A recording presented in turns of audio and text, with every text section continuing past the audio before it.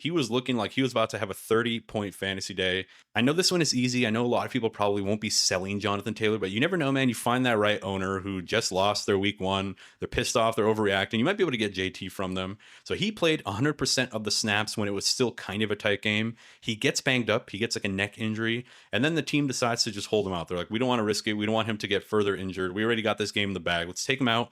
DJ Giddens comes in, also looks pretty good. Kind of a testament that this offensive line is going to be very competent, very special. Now, Jonathan Taylor had 18.9 expected fantasy points with 12.8 actual PPR points. So keep in mind that that is with Daniel Jones getting 2 rushing touchdowns. So imagine if those touchdowns go to Taylor. We're talking about potentially a 30-point game for Jonathan Taylor, man. And the thing that I want to hone in on here, man, is the fact that he got 3 targets, bro. 3 receptions for 27 yards.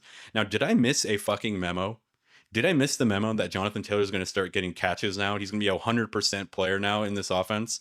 I mean, holy shit, man. If I would have known that going into the season, maybe that's our fault. We didn't do the due diligence. We didn't look at kind of like training camp reports well enough, I guess. But if he's going to be this involved as like a bona fide, legit 3-down workhorse, Jonathan Taylor, man, the sky's the limit. He was the RB1 already a couple seasons ago, and that was with like no catches, no targets. He was maybe Miami is just that bad, and Daniel Jones reverts to the, wet paper bag, fart in a bottle that we've seen him be in the past. But you never know, man. I think Jonathan Taylor is one of my favorite buy low candidates. Look, man, if you're in a league with blacksmiths, dads, people that just don't pay attention to fantasy football, you can probably trade someone like Kyron Williams straight up for him because Kyron did outscore him, right? Maybe you can even flip like a Javonte Williams plus like a Keenan Allen, take one of those like 2-for-1 trades, 2 guys that performed really well in week 1 that maybe you don't have a lot of faith in.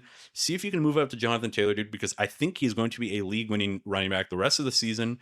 We're talking about a guy that can potentially hit that 20 PPR points per game mark, especially if they're not blowing teams out, right? If DJ Giddens didn't play that second half, if those rushing touchdowns didn't go to Daniel Jones, you're talking about a 30-point week, man, yet again. So